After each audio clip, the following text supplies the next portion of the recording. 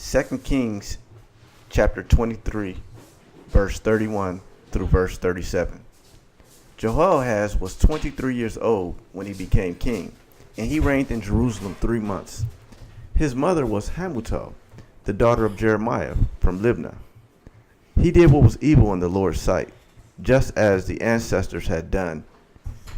Pharaoh Necho put Jehoahaz in prison at Riblah in the land of Hamath to prevent him from ruling in Jerusalem. He demanded that Judah pay 7,500 pounds of silver and 75 pounds of gold as tribute. Pharaoh Necho then installed Eliakim, another of Josiah's sons, to reign in place of his father, and he changed Eliakim's name to Jehoiakim. Jehoahaz was taken to Egypt as a prisoner, where he died, in order to get the silver and gold and demanded as tribute by Pharaoh Necho. Jehoiakim collected a tax from the people of Judah, requiring them to pay in proportion to their wealth. Jehoiakim was 25 years old when he became king, and he reigned in Jerusalem 11 years. His father was Zebediah, his mother was Zebidah, the daughter of Pedaiah from Rumah. He did what was evil in the Lord's sight, just as his ancestors had done.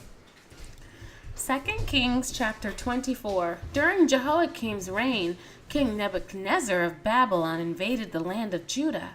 Jehoiakim surrendered and paid him tribute for 3 years, but then rebelled.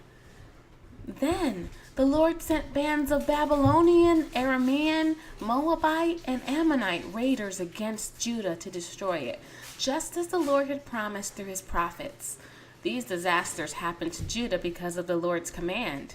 He had decided to banish Judah from his presence because of the many sins of Manasseh, who had filled Jerusalem with innocent blood. The Lord would not forgive this. The rest of the events in Jehoiakim's reign and all his deeds were recorded in the book of the history of the kings of Judah. When Jehoiakim died, his son Jehoiakim became the next king. The king of Egypt did not venture out of his country after that, for the king of Babylon captured the entire area formerly claimed by Egypt, from the brook of Egypt to the Euphrates River. Jehoiakim was 18 years old when he became king, and he reigned in Jerusalem 3 months. His mother was Nehushta, the daughter of Elnathan from Jerusalem. Jehoiakim did what was evil in the Lord's sight, just as his father had done. During Jehoiakim's reign, the officers of King Nebuchadnezzar of Babylon came up against Jerusalem and besieged it. Nebuchadnezzar himself arrived at the city during the siege. Then King Jehoiakim, along with the queen mother, his advisors, his commanders, and his officials, surrendered to the Babylonians. In the 8th year of Nebuchadnezzar's reign, he took Jehoiakim prisoner. As the Lord had said beforehand, Nebuchadnezzar carried away all the treasures from the Lord's temple and the royal palace. He stripped away all the gold objects that King Solomon of Israel had placed in the temple. King Nebuchadnezzar took all of Jerusalem captive, including all the commanders and the best of all the soldiers, craftsmen, and artisans, 10,000 in all. Only the poorest people were left in the land. Nebuchadnezzar led King Jehoiakim away as a captive to Babylon, along with the queen mother, his wives, and officials, and all Jerusalem's elite. He also exiled 7,000 of the best troops and 1,000 craftsmen and artisans, all of whom were strong and fit for war. Then the king of Babylon installed Mattaniah, Jehoiakim's uncle, as the next king, and he changed Mattaniah's name to Zedekiah. Zedekiah was 21 years old when he became king, and he reigned in Jerusalem 11 years. His mother was Hamutal, the daughter of Jeremiah from Libnah. But Zedekiah did what was evil in the Lord's sight, just as Jehoiakim had done. These things happened because of the Lord's anger against the people of Jerusalem and Judah, until he finally banished them from his presence and sent them into exile. 2 Kings chapter 25. So on January 15th, during the 9th year of Zedekiah's reign, King Nebuchadnezzar of Babylon led his entire army against Jerusalem. They surrounded the city and built siege ramps against its walls. Jerusalem was kept under siege until the 11th year of King Zedekiah's reign.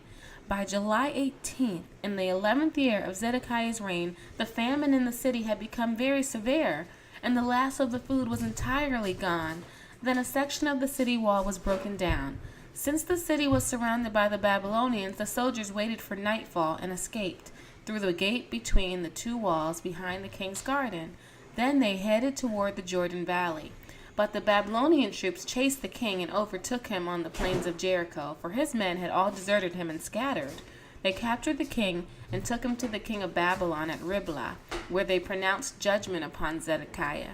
They made Zedekiah watch as they slaughtered his sons. Then they gouged out Zedekiah's eyes, bound him in bronze chains, and led him away to Babylon.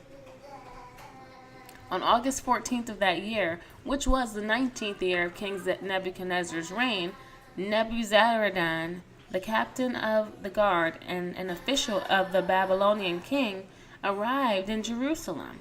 He burned down the temple of the Lord, the royal palace, and all the houses of Jerusalem. He destroyed all the important buildings in the city. Then he supervised the entire Babylonian army as they tore down the walls of Jerusalem on every side. Then Nebuzaradan, the captain of the guard, took as exiles the rest of the people who remained in the city, the defectors who had declared their allegiance to the king of Babylon, and the rest of the population. But the captain of the guard allowed some of the poorest people to stay behind to care for the vineyards and fields.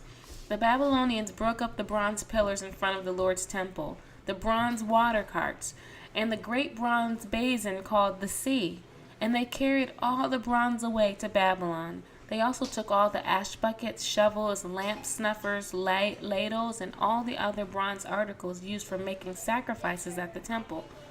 The captain of the guard also took the incense burners and basins, and all the other articles made of pure gold or silver. The weight of the bronze from the two pillars, the sea, and the water carts was too great to be measured. These things had been made for the Lord's temple in the days of Solomon. Each of the pillars was 27 feet tall. The bronze capital on top of each pillar was 7.5 feet high and was decorated with a network of bronze pomegranates all the way around. Nebuzaradan, the captain of the guard, took with him as prisoners Seraiah the high priest, Zephaniah the priest of the second rank, and the 3 chief gatekeepers. And from among the people still hiding in the city, he took an officer who had been in charge of the Judean army, 5 of the king's personal advisors, the army commander's chief secretary, who was in charge of recruitment, and 60 other citizens. Nebuzaradan, the captain of the guard, took them all to the king of Babylon at Riblah. And there at Riblah, in the land of Hamath, the king of Babylon had them all put to death. So the people of Judah were sent into exile from their land. Then King Nebuchadnezzar appointed Gedaliah, son of Ahikam, and grandson of Shaphan, as governor over the people he had left in Judah.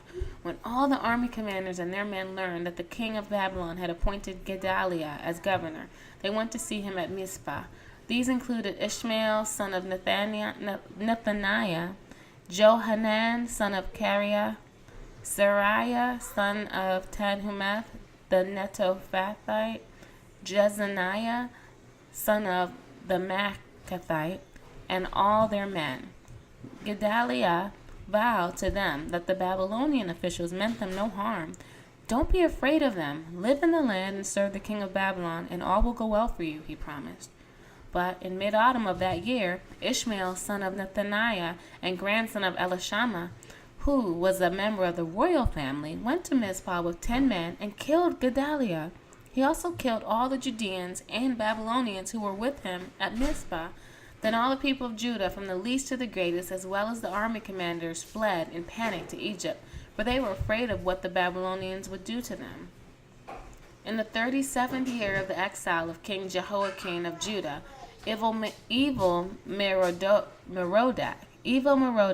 ascended to the Babylonian throne. He was kind to Jehoiakim and released him from prison in April 2nd of that year. He spoke kindly to Jehoiakim and gave him a higher place than all the other exiled kings in Babylon. He supplied Jehoiakim with new clothes to replace his prison garb and allowed him to dine in the king's presence for the rest of his life.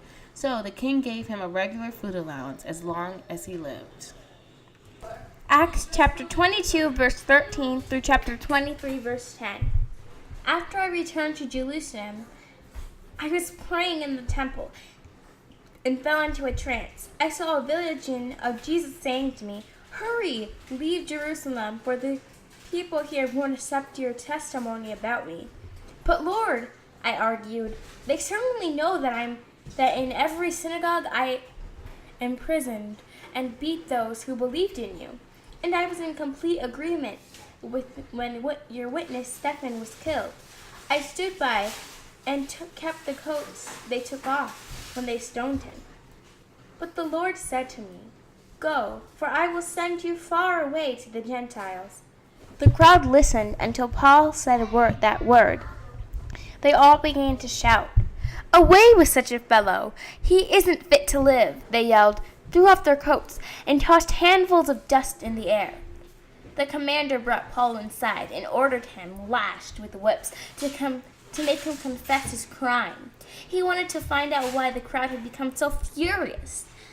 When they tied Paul down to lash him, Paul said to the officer standing there, "Is it legal for you to rip a Roman citizen who hasn't even been tried?"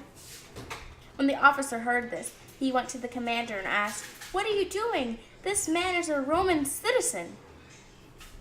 So the commander went over and asked Paul, "Tell me, are you a Roman citizen?" "Yes, I certainly am," Paul replied. "I am too," the commander muttered, "and it cost me plenty." Paul answered, "But I am a citizen by birth." The soldiers who were about to interrogate Paul quickly withdrew when they heard he was a Roman citizen, and the commander was frightened because he had ordered him bound and whipped. The next day the commander ordered the leading priest into session with the Jewish High Council. He wanted to find out what the trouble was all about, so he released Paul to have him stand before them. Chapter 23. Gazing intently at the High Council, Paul began, "Brothers, I have always lived before God with a clear conscience." Instantly, Ananias, the high priest, commanded those close to Paul to slap him on the mouth. But Paul said to him, "God will slap you, you corrupt hypocrites. What kind of judge are you to break the law yourself by ordering me struck like that?" Those standing near Paul said to him, "Do you dare to insult God's high priest?" "I'm so sorry, brothers. I didn't realize he was the high priest," Paul replied. "For the scriptures say, you must not speak evil of any of your rulers." Paul realized that some of the members of the High Council were Sadducees and some were Pharisees, so he shouted, "Brothers, I am a Pharisee, as were my ancestors, and I am on trial because my hope is in the resurrection of the dead." The divided council, the Pharisees against the Sadducees, for the Sadducees say there is no resurrection or angels or spirits, but the Pharisees believe in all these.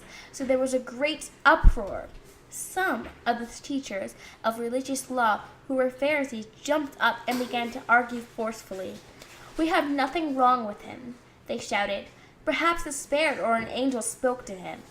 As the conflict grew more violent, the commander was afraid they would tear Paul apart. So he ordered his soldiers to go and rescue him by force and take him back to the fortress.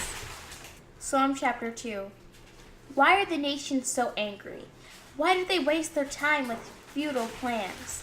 The king of the earth prepare for battle. The rulers plot together against the Lord and against his anointed one. "Let us break their chains," they cry, "and free ourselves from slavery to God." But the one who rules in heaven laughs. The Lord scoffs at them. Then in anger he rebukes them, terrifying them with his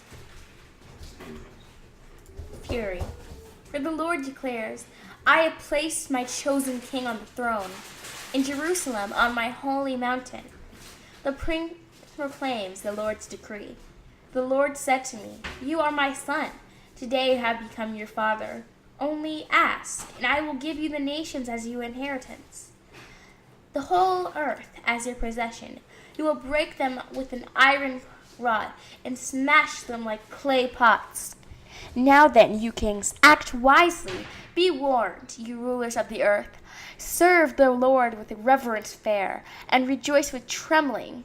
Submit to God's royal Son, or he will become angry, and you will be destroyed in the midst of all your activities. For his anger flares up in an instant. But what joy for all who take refuge in him." Proverbs chapter 18, verse 13.